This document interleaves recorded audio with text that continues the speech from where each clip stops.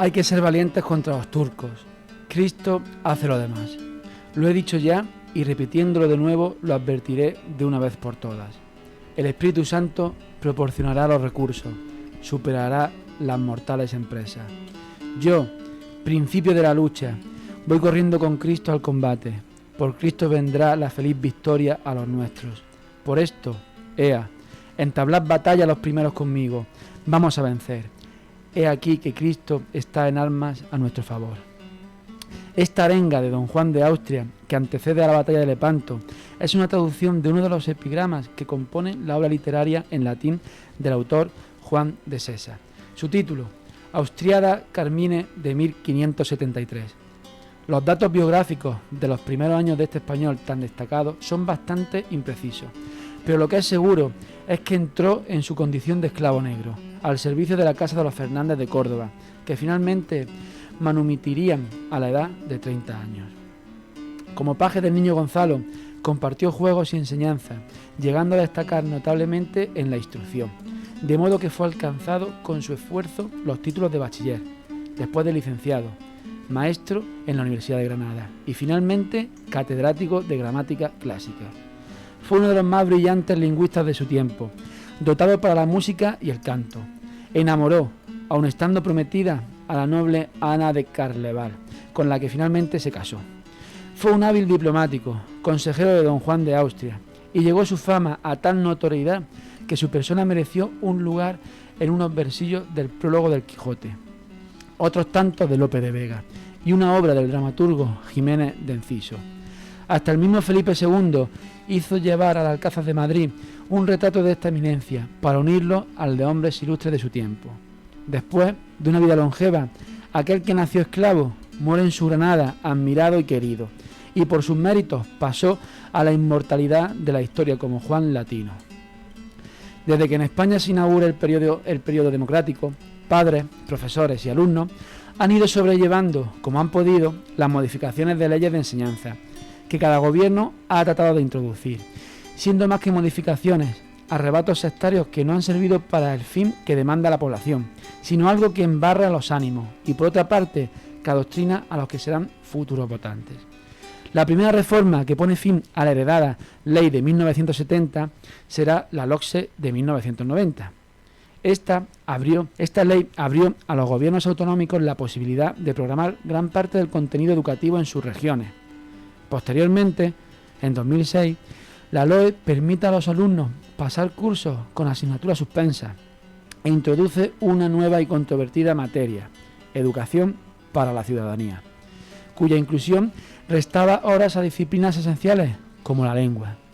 Del mismo modo, nuestra entrada en la Unión Europea provocó grandes cambios en la universidad, con el fin de homologarla al resto de países que compartían este espacio, y que en ciertos aspectos el nuevo método de crédito que venía a sustituir a la asignatura fue en detrimento de la calidad de nuestra enseñanza. Son evidentes los niveles de fracaso escolar en nuestro país. Así lo atestiguan los resultados de los informes PISA, en los que España se sitúa cada vez en tramos más bajos, además de presentar un claro desequilibrio entre autonomías, lo que indica que el actual sistema de educación no trabaja para la igualdad de oportunidades, sino que lo hace para igualar el nivel del alumnado a la baja. Y según la región a la que pertenezca el estudiante, su currículum brillará más o menos. Dichas deficiencias parece que no van a ser abordadas por la nueva ley que ha preparado el actual gobierno, sino que seguirán ahondando en ellas. Como vemos, nuestra ya madura democracia, más por años que por madurez, vuelve a vivir de las rentas del mito de la generación mejor preparada, pues cada vez se divisa más clara la relación que tiene la pérdida de calidad escolar con la intrusión de los intereses políticos, que inciden más en el concepto de educación que de enseñanza. De modo que lo importante no es la excelencia en el aprendizaje de materia, sino que se impartan en uno u otro idioma. No importa el bajo nivel de exigencia en la formación de los futuros profesores, sino que los maestros eduquen en unos determinados valores dictados por el gobierno, eliminando cualquier posibilidad al alumno de desarrollar un pensamiento crítico. Tampoco se hace importante la articulación entre los ciclos de enseñanza. Lo vital es que los alumnos vayan pasando cursos. En un país donde brilla por su ausencia un fuerte sector productivo, la enseñanza debería ser de vital para poder soñar con un futuro, porque no contamos con otra cosa más que con la materia gris de nuestra población, aquella a la que sin duda una buena instrucción se le hace cada vez más complicado ascender de escala social, pues lo que realmente iguala en oportunidades a lo largo de la vida es la formación, algo de lo que da buen ejemplo el que naciera como esclavo, nuestro Juan Latino. Muy buenas tardes, soy Mario Martos y esto es El Mundo a las 8. Y hoy de nuevo tenemos la actualidad con Tomás Pérez. Muy buenas tardes, ¿qué tal? Muy buenas tardes. Gracias de nuevo por acompañarnos otro día más con nosotros. Hoy tengo henchido el corazón después de escuchar ese poema de Juan Latino antes de entrar a la batalla de Lepanto, extraordinario. Además, un dato curioso de este Juan Latino, que nació esclavo y llegó a ser catedrático de lenguas muertas en Granada, pues es que gracias a él, en gran parte, los reyes católicos siguen estando en Granada. Y es un dato curioso. Pues lo desconocías, ¿eh? Sí. Pues él estuvo luchando, fue una de las personas que estuvo más involucrada en eso cuando creo que fue Felipe II el que de hecho, se a Isabel le estaban construyendo en Toledo, si no recuerdo mal, el enterramiento. Ajá. Para los reyes católicos. Sí, pero final, posteriormente se los tratan de llevar y él es uno de los que se pone bravo y dice que... Pues... Que no democracia Dios, no por eso. Sí. Bueno, ¿qué actualidad traemos hoy? Bueno, antes de empezar, quisiera recordarnos, como la semana pasada trajimos aquí a un hostelero, ¿no? Es verdad que las manifestaciones pues, fueron un éxito y tal, pero que bueno, que es un sector que sigue sufriendo las consecuencias, como otros tantos, ¿no? Pero es verdad que se le ha querido criminalizar y es un ejemplo, ¿no?, de lo que está ocurriendo en la economía de este país. Siempre incidimos en la economía, pero al fin y al cabo es que siempre es un tema recurrente por las circunstancias que tenemos. Es que ahora mismo hay dos temas, que es o salud o economía.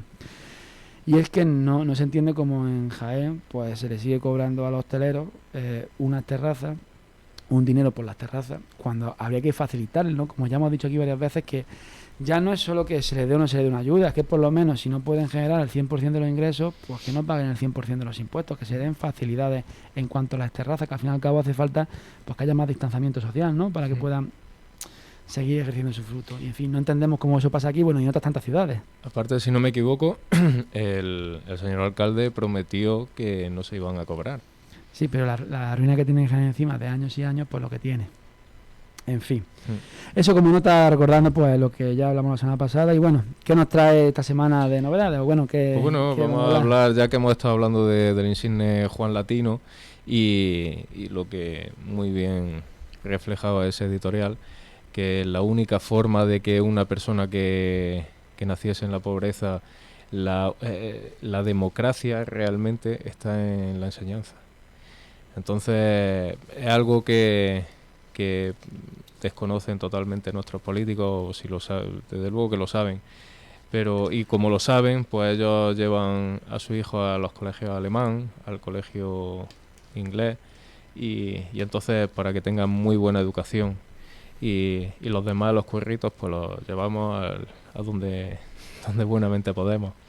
Y bueno, empezando por la preparación, por ejemplo, de los profesores, que es ínfima en muchos casos, cuando debería ser una carrera de obstáculos realmente, porque la gente que estudia magisterio, los que hemos estudiado sabemos lo que hay, sí. Las carreras son cada vez peores. Debería tener muchísimo más prestigio, más valor y que se la tomara en serio. Sí, pero duda. Ya no digo por parte del alumnado, porque desde luego conozco muchas personas que han estudiado magisterio y ejercen la profesión con vocación, sí. Sino que se la tome en valor la propia comunidad educativa, es decir, la propia universidad y el propio gobierno, es decir, que le dé el valor que merece esa carrera, que exija lo que tiene que exigir por esa carrera, porque es que estamos dejando el futuro de nuestro país, el futuro de nuestros hijos, el futuro en manos de una carrera que no se le da el valor que debe de tener. O por ejemplo lo que pasa en secundaria, que en secundaria tú estudias una carrera y luego haces el máster para acceder a la secundaria y las prácticas que son 30 días, sí. No se te prepara realmente. Yo hice el CAP, que era lo que hacía yo en el antiguo régimen. Claro. Yo soy del antiguo régimen máster, claro. Y yo hacía el CAP y yo di solamente una clase sobre arqueología en la que a los niños abúlicos totalmente le llevé monedas, le puse diapositivas, le llevé puntas de flecha, le llevé todo lo que hubiera flipado completamente un niño de mi edad en mi época. Actualmente, vamos, en ese momento pasaban. Y yo simplemente hice eso, una práctica, y me preguntó la profesora, bueno, ¿qué tal? Y dije, digo, salgo con el alma por los pies. Dice, dale gracias a Dios que han estado callados. Ya. O sea, esa es otra, que tampoco se implementa en la educación, en la enseñanza no se implementa, pues eso, la autoridad. Yo he estado en el instituto tomándome unas copas con el que era mi profesor de historia contemporánea, y los alumnos solíamos irnos con él porque era una persona extraordinaria, pero esta persona siempre estaba en su lugar. Y yo, hasta el día que murió, yo le llamaba Don Rafael. Seguía llamándole Don.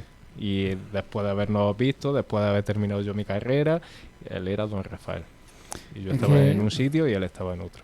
Era así. La ley está más pendiente de adoctrinar que de dar enseñanza, y sobre todo enseñar respeto, es decir, de respetar la misma profesión, que es que se ha perdido totalmente. Sí. Se ha perdido totalmente.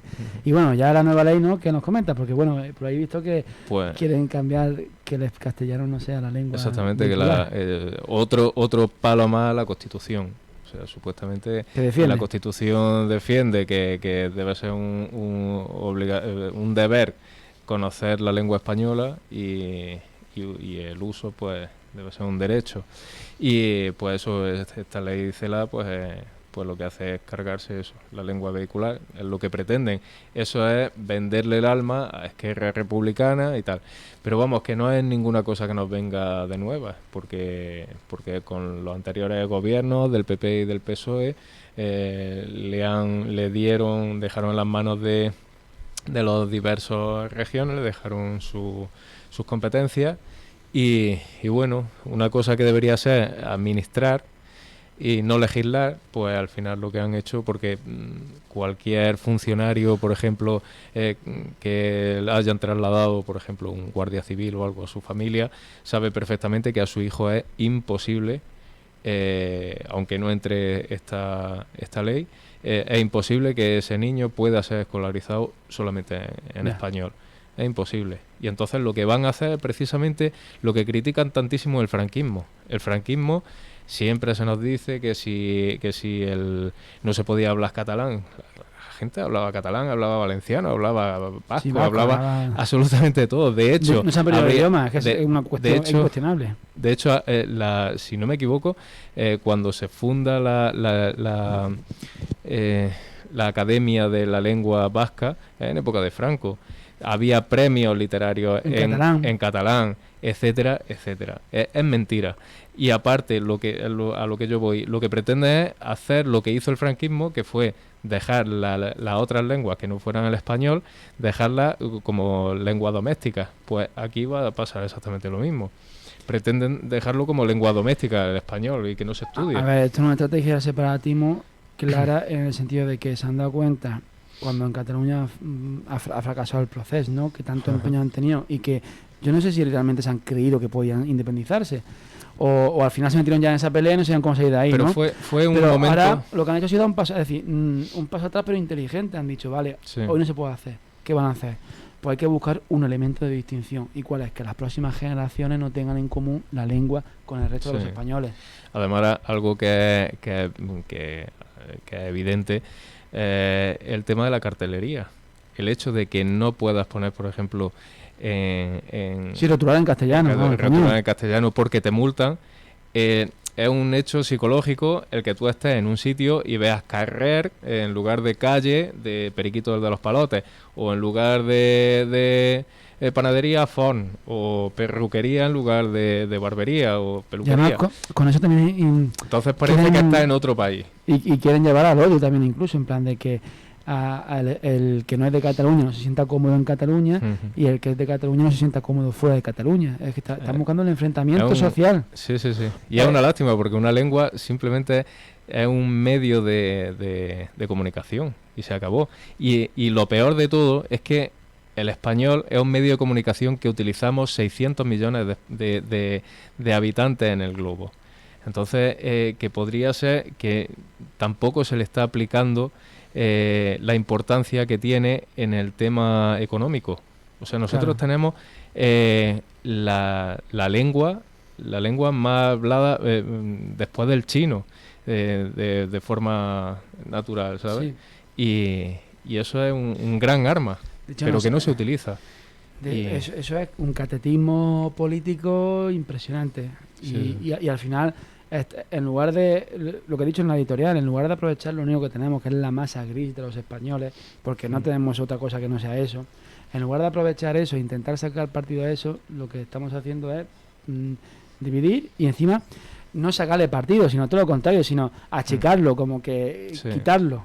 Exacto. No, es una cosa que no entenderé nunca, porque al fin y al cabo aquí se demuestra que no le interesa el bien de su pueblo que tanto defiende, sino le interesa su único interés es de mantenerse ellos viviendo la vida padre. Y aparte también lo que está diciendo, la democratización, es decir, para que se perpetúen unas castas. O sea, si tú llevas, porque no puedes llevar a tu hijo a otro colegio, a un colegio de pago, los políticos sí pueden llevarlo a su hijo. O la élite. En Cataluña, por ejemplo, son 5 familias, las de toda la vida de Dios. Las familias que han sido de Junts per Cat, o los que son de Esquerra, anteriormente eran de la UCD, anteriormente eran franquistas, anteriormente eran de la República, y antes de Primo de Rivera, y antes de Alfonso XIII. Del que mande. Y son élites. Y esa élite, pues, es lo que estábamos hablando. El que puede ascender socialmente es el que tiene una buena formación. Y se está yendo, pues, al garete y cada vez peor. Y bueno, Tomás, ¿qué más nos trae hoy? Que antes de dar paso a... Pues el procedimiento de actuación contra la desinformación aprobado por el Consejo de Seguridad Nacional. En Román Paladino, el Ministerio de la Verdad. Es así. Ya. Que tampoco es nada nuevo. Es que nos vuelven a traer reediciones. Esta es una reedición de lo que fuera en la Segunda República la Ley de Defensa de la República, en la que se multaba, se censuraba, se cerraban periódicos o se secuestraban también periódicos. Porque en el caso de que la opinión fuese divergente a lo que propugnaba la República o el gobierno, en ese caso, pues era mentira. Entonces, pues también hace poco, no sé si recordáis la revista El Jueves, que tampoco nos tenemos que ir tan atrás. En la revista El Jueves sacaron una portada erótica, festiva de exactamente, Felipe. Por aquella época, Princesa Leticia y Príncipe Felipe, pues salían de aquella manera y fue secuestrada, exactamente. Y bueno, yo creo que la tesis buena la que da el periodista Javier García de Isaac, que dice pues que no solo quieren hacer una ley de memoria histórica diciéndonos, o la ley democrática diciéndonos qué tenemos que pensar del pasado y qué es mentira del pasado o qué es verdad, qué es lo que tenemos que pensar de eso, sino que qué tenemos que pensar en el presente y en el futuro. O sea, se van a coartar a la gente mediante multas, mediante lo que sea, y van a salir solamente la información que ellos quieran. Yeah. En definitiva, también otra forma de montar chiringuitos. Al final, quien van a salir beneficiados son estos, la gente de la sexta. Y bueno, el entorno favorable al gobierno de turno que colocará a los suyos. Exactamente. Y pues eso, pues la ley CELA, la ley CELA, la ley de la verdad, ¿no? Del Ministerio de Verdad. Pues nos tenemos que preguntar si realmente desinformación es la miles de versiones que da el gobierno sobre el uso de las mascarillas, o si existían también expertos que asesoraban al gobierno desde el punto de vista médico, si eso también es desinformación, o también que la ministra Montero pues decía que aplicar el 21% del IVA a las mascarillas, que era porque no lo podían hacer, no podían bajarlo, porque era una normativa de la Unión Europea. Cosa que la Unión Europea dijo, bien dicho, gracias a Dios, que cada país en estas circunstancias concretas podrían bajarlo o eliminarlo, y que no iban a tener ningún tipo de sanción mientras dure la crisis sanitaria que tenemos. Es que hay que ser muy lerdo. Porque en el resto de Europa, joder, Ya. en Portugal mismo se está viendo la gente que la está comprando. Vamos, me imagino que el que sea de Zamora se irá al próximo pueblo más cercano de Portugal a comprarla allí, evidentemente. Sí, además que, lo que ya hemos dicho varias veces aquí, si es algo tan necesario, tendría que ser gratis. Sí, sí, claro. Tendría que invertir el gobierno en esto, igual que se invierte en otros sectores, invertir en esto. Pero el problema es que aquí el tema de si el comité esté contra la desinformación, ¿no? La ley contra la desinformación tiene más pinta de control social para que no se te vayan las masas en una situación de crisis, Sí, claro, como la que se vive, que de realmente luchar contra los bulos o noticias fake. sí, porque no, eso es los evidente. primeros bulos y noticias fake pues, es el señor Fernando Simón, vaya. que estaba diciendo que España iba a tener como mucho 2 o 3 casos. Desde que empezaron este gobierno empezó mintiendo. Mintió sobre la tesis doctoral, sobre, vamos, es una mentira con patas este gobierno. Sí, además de verdad, lo que hemos dicho, que es muy curioso que sean los que quieren, que bueno, que al fin y al cabo no es más que otra ley para control social. Ajá. En fin, en cuanto hay un momento de crisis, pues la única forma de controlar a la población, pues diciendo que están desinformando, que están mintiendo y sancionarles por ello y perseguirles por ello. De hecho, el propio, que era un general de la Guardia Civil, ¿no? El que, Sí, exacto. el que se le escapó, se equivocó, en fin, no sabemos muy bien. O lo dijo con toda la intención. No sabemos muy bien qué es lo que pasó ahí, pero que dijo claramente que nos estaban vigilando. En fin, y nos estaban monitorizando. Sí, la Guardia Civil estaba aprendiendo. Es decir, en lugar de luchar contra la delincuencia, que esto es muy gracioso, tenemos cerrar nuestras ciudades, que evidentemente se limita la movilidad para evitar la expansión del virus. Pero tenemos cerrar nuestras ciudades, no puedes salir de tu ciudad, no te puedes mover, no hay libertad de movimiento en este país, pero sí hay libertad de movimiento para que vengan miles y miles y miles de personas a Canarias y entren ilegalmente. O los que han entrado en Barajas, te encuentras en Madrid y no está cerrado, entonces en Barajas puedes entrar. Y gracias a Dios que van a hacer pruebas PCR. Ya se puede hacer. Que sí, porque que van a empezar ya, van a empezar ya a hacer las pruebas PCR, pero no hemos tirado en verano sin hacer pruebas PCR. A los españoles los encierras en su barrio para que no se muevan, pero el resto, viva la pepa, que se muevan por donde quieran. Y lo que está diciendo, en Canarias están entrando pues a 200 al día más o menos, y bueno, y dejándolos en el muelle, dejándolos al libre albedrío, y también está habiendo problemas evidentes de hacinamiento. Después, y es un desastre. Yo no sé por qué no hay un control de la zona marítima española. Vamos, no solo española, sino que somos la frontera, tal y como dice también Grecia, somos la frontera de Europa. Sí, pero estamos más dedicados a vigilar a los españoles que no se muevan de su casa, no se junten 6 en familia, que de ver quién entra en este país. Y también se debía de presionar en Europa.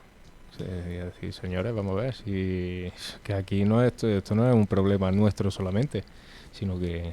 No, además seamos realistas, algunos se quedan aquí, claro, pero hay un porcentaje, no se voy a cuantificar cuánto, que la mayoría se larga para Francia en cuanto puede, porque evidentemente las prestaciones que pillan en Bueno, Francia depende no pillan también, aquí. depende de la edad que tengan, porque muchos te los traen hay familias en Marruecos, porque... Hombre, los menores, los menores no jugamos con patatas, eso sí no jugamos con patatas. Efectivamente. Que eso sí que, de hecho, hay los presupuestos, una partida en la mejora de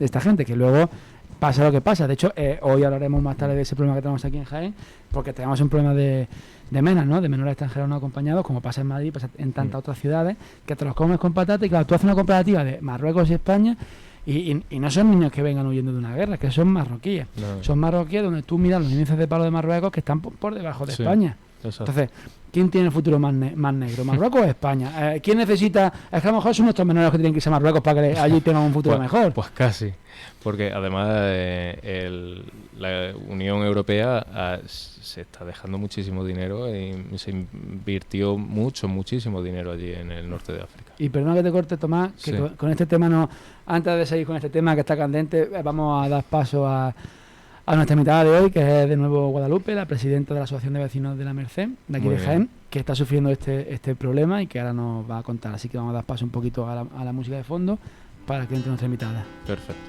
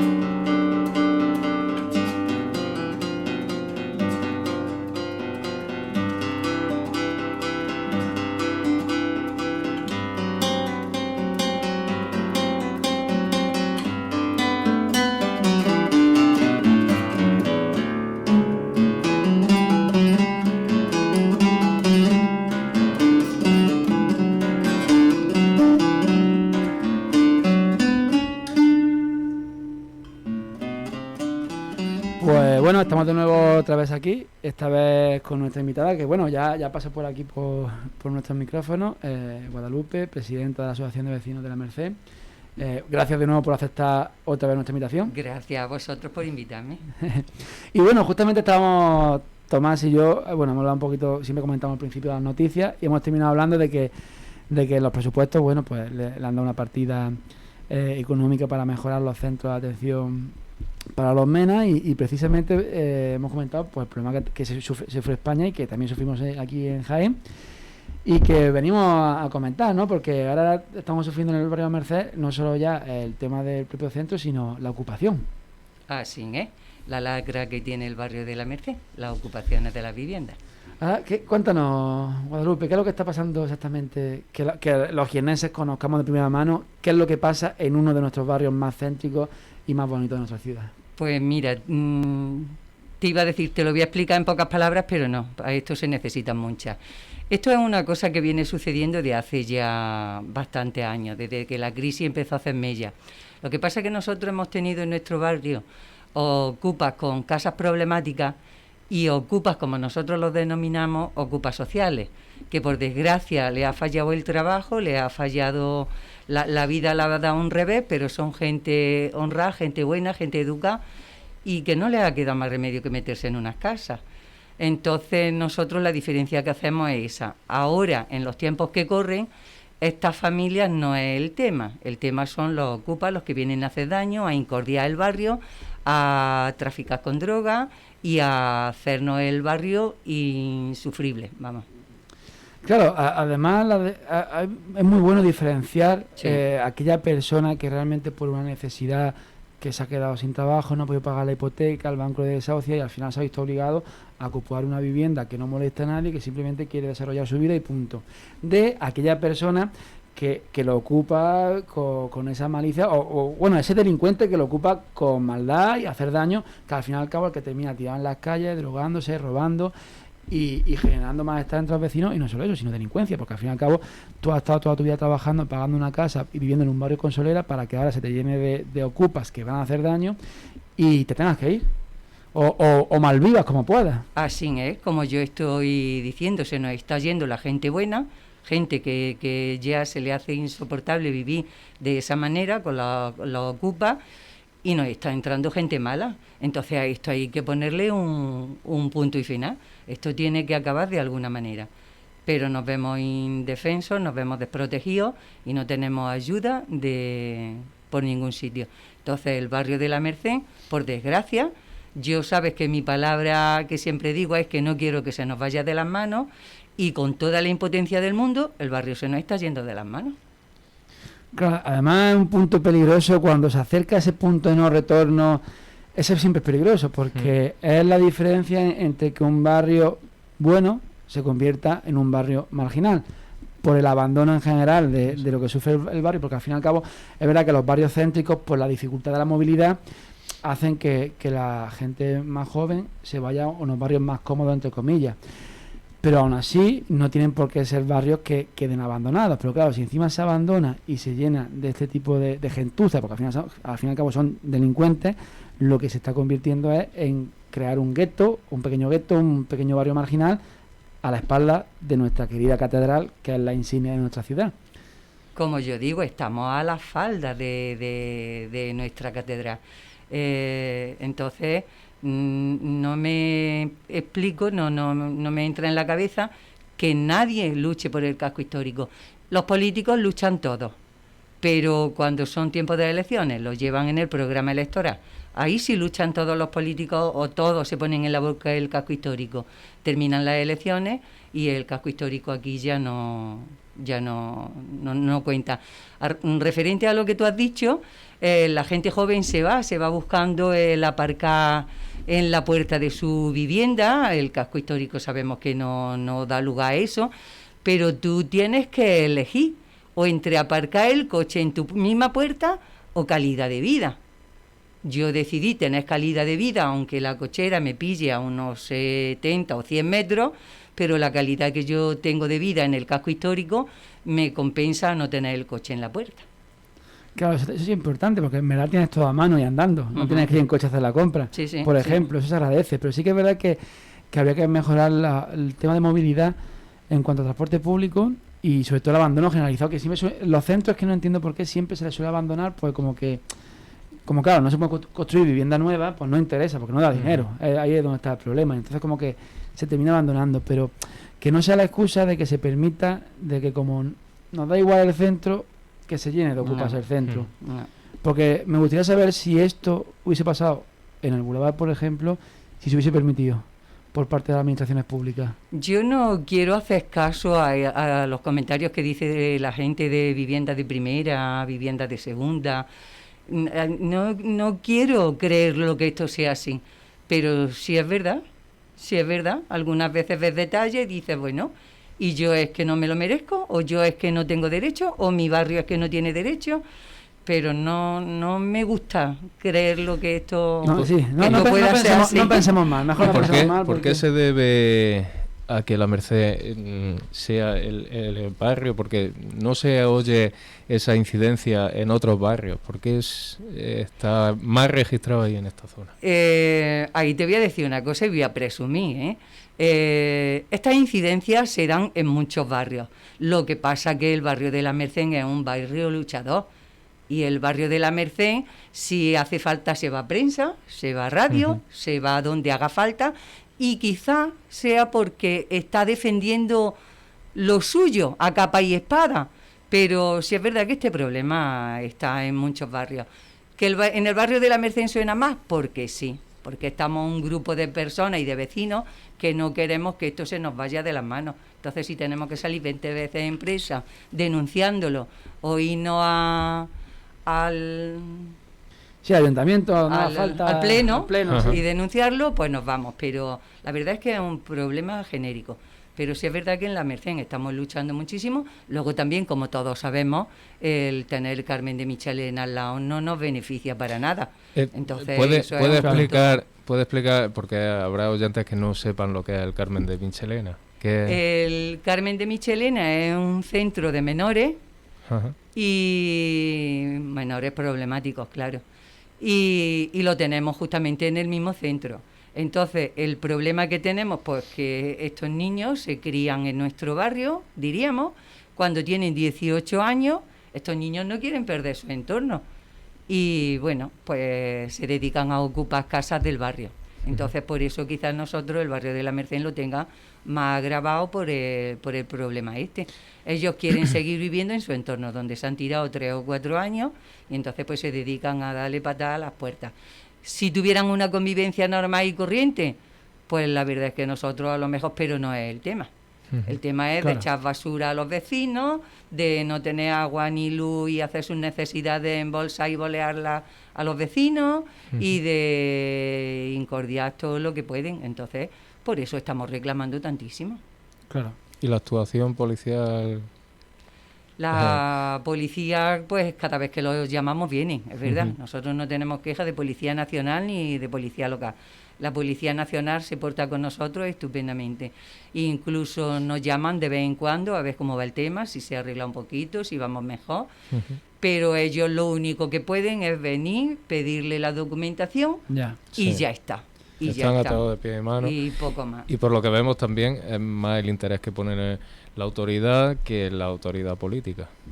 Sí, quizás sí, porque ahora a la vista lo tenemos de hace unos días, la moción que presenta el PP para que saquen la ley que la está pidiendo España entera, que es que España entera está pidiendo la ley antiocupa, que se le eche de 12 a 72 horas.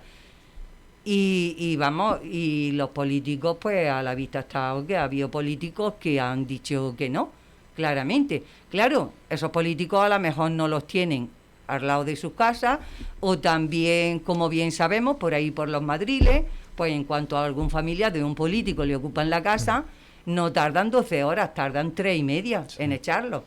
Entonces, yo creo que la única persona los únicos ocupas que han echado, que yo sepa, fue en un chalet de Jordi Pujol, que entraron una familia sí que y los largaron. Recientemente, a lo que se refiere Guadalupe, En Madrid, a un familiar de un político que creo que era Sí. periodista, Sí.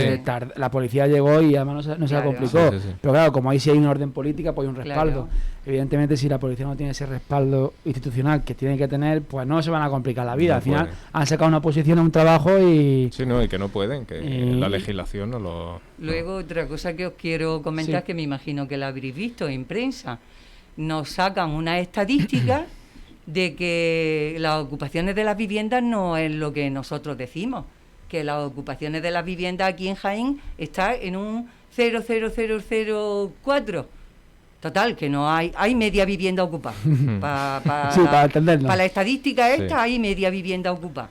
Yo no sé de dónde se han sacado La estadística. las estadísticas, porque nada más que si se vienen aquí al barrio de la Merced, nosotros le sacamos más de un 0,000.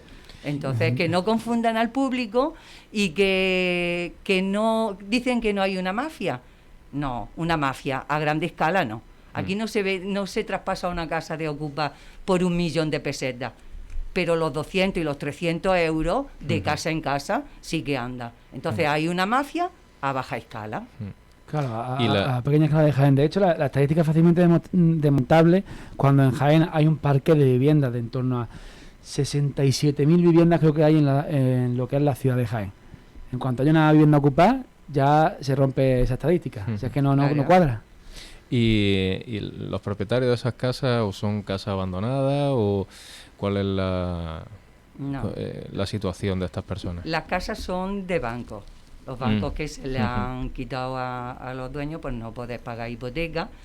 Y luego esas casas se las pasan a la inmobiliaria, los bancos buitres, estos que le Sí. dicen. Entonces ellos se desentienden. Tú te vas y te sacas una nota simple y te dice quién es el dueño de El esa dueño. casa, que es un banco. Mm. Te vas al banco y te dicen que no, que se la han pasado a la inmobiliaria. Ahora te lías a llamar, a averiguar con la inmobiliaria, a denunciar, y tú no das con la inmobiliaria, pero en la vida. Entonces, como también dice, aquí en Jaén hay muy poquitas casas denunciadas. Claro, que va a denunciar al banco buitre o va a Claro. denunciar al banco. Es que no. Yo no me meto en un follón de ir a denunciar a un banco. Además que es complicado, ¿no? Ahí hace falta una actuación por parte de la administración pública, pero urgentemente, porque al no haber un propietario físico, una persona física que no sea una persona jurídica, y encima ya hablamos de bancos buitres, que ya todo se complica más, ¿no? Al fin y al cabo los bancos pues pasan de esos temas, hay más en ciertos barrios que los dan como perdidos. Ahí hace falta que la administración obligue a esos bancos a tener esas viviendas como tienen que tenerlas. Claro.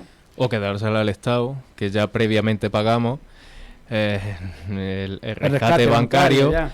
y se lo podía quedar el Estado y poner unas viviendas sociales a Claro. quien precisamente las merezcan y quien las necesite, porque cualquiera, y más ahora tal como estamos, puede pasar por una mala racha Así y verse en la calle, Pero como es se cues- está viendo la gente. Es cuestión de darle vuelta un poquito a la cabeza Sí. y no dejar a los vecinos de la mano de Dios. Exacto. Que tienes uno ocupa al lado de tu casa, pues va y te apaña y ya está.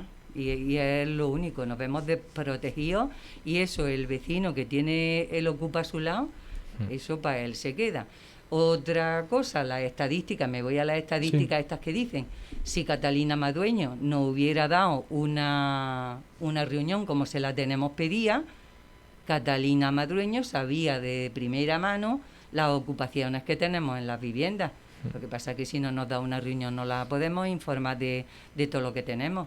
Y luego es como yo digo, yo pongo un ejemplo feo porque no me gusta, pero tantas mujeres asesinas que han habido, ¿todas habían denunciado? No, por desgracia tenemos lo que tenemos.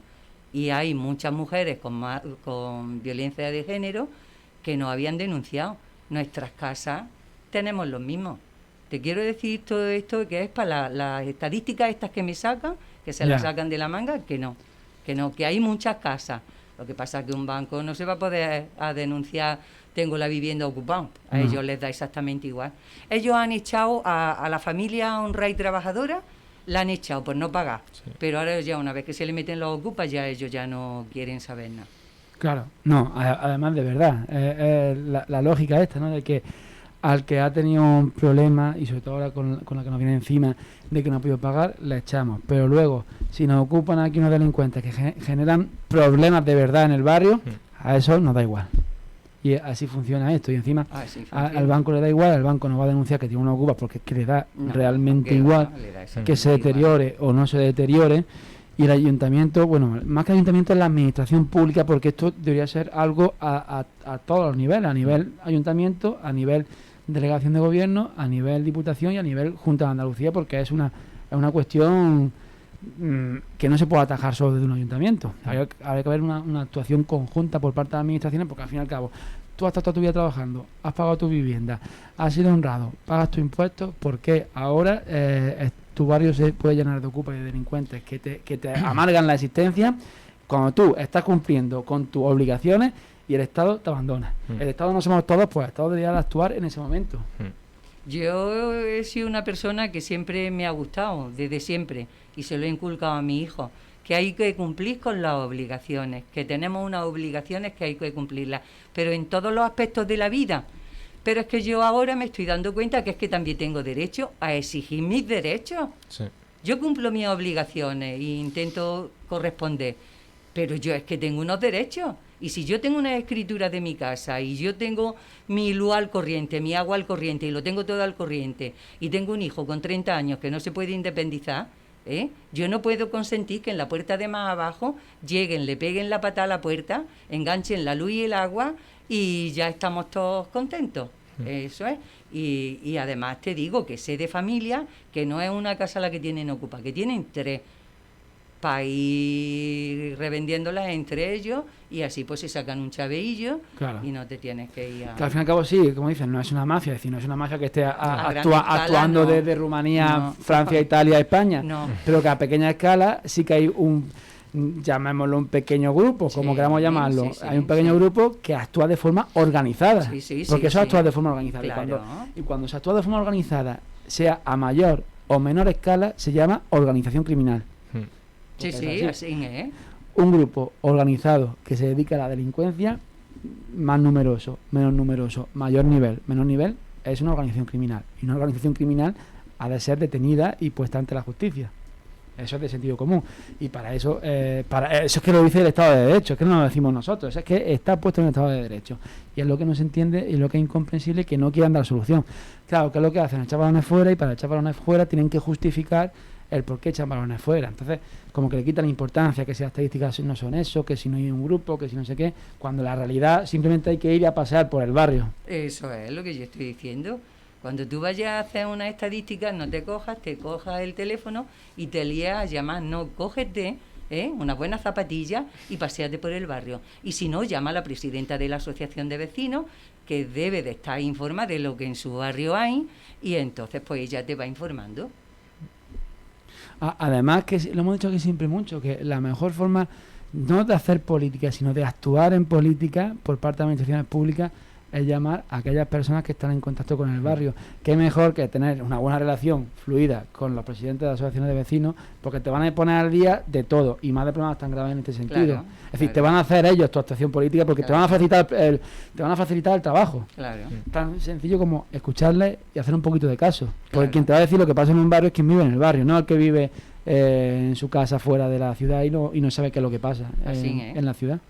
Nosotros, las asociaciones de vecinos, yo digo que los políticos tenían que mirar más por las asociaciones de vecinos, de pagarle gastos corrientes, de ayudarlas, porque las asociaciones de vecinos les solucionan un papelón exagerado al ayuntamiento, pero exagerado, porque es que estamos denunciando a todas horas las calles que están en mal estado, los semáforos que están en mal estado, las casas ocupas, le estamos denunciando los cubanos que no están bien puestos. Entonces el ayuntamiento es que se lo encuentra todo hecho. Si ellos tuvieran que dedicar un personal de tantos como tienen, pues a pasear por el barrio y denunciar todo eso, pero es tan fácil como llamar a la Guadalupe, dime esto, ¿cómo van los contenedores de tu barrio? ¿Cómo están las palmeras? Y ahí tienes a la presidenta del barrio, y hay muchísimos presidentes muy apañados, ¿sabes?, que le solucionamos un papelón al ayuntamiento. Además, de verdad, es que es la mejor forma de de actuar. Si es que es la mejor forma, Claro. porque te están solucionando, te están diciendo, mira, pasa esto y esto, y no tienes que llevar a ningún Claro. funcionario público a mirar la ciudad, decir qué vamos a Claro. hacer. Es tan fácil como reunir a la asociación de vecinos y decir que cada una me ponga su problemática y vamos solucionando paso a paso. Así y en es. cuanto a mantenimiento, si una asociación de vecinos constantemente te dice pasa esto y actúa en su momento, te está ahorrando mucho dinero, porque las actuaciones, cuando se cortan de raíz, en principio siempre son más baratas que cuando se actúa a posteriori. Y bueno, que vamos ya finalizando Ay, qué el pena. programa de hoy, que se nos ha pasado Se ha muy hecho rápido, corto. pero bueno, volveremos a tenerte por aquí Estoy a seguramente. gustísimo con vosotros. Aquí seguramente Guadalupe. Aunque bueno, si no viniera sería bueno porque los problemas se han solucionado en el Desde barrio, luego. pero me da la sensación que Bueno, vamos a a ver tenerte más a menudo. a ver si alguien presta oído. Ojalá. Y la próxima vez que venga, pues te digo, mira que esto se ha solucionado ya todo, que vamos Pues, muy bien. Ojalá la próxima vez que nos acompañes en estos micrófonos puedas decir que ha servido de algo y que te han escuchado y que han puesto solución. Guadalupe, muchísimas gracias por aceptar nuestra Gracias a invitación. vosotros, de verdad, de corazón, por dejar que mi asociación Unidos por la Merced se oiga y tenga voz. Gracias. Muchísimas gracias. Hasta luego. Gracias de nuevo, Tomás, por estar con nosotros y nada, que tengan una buena tarde.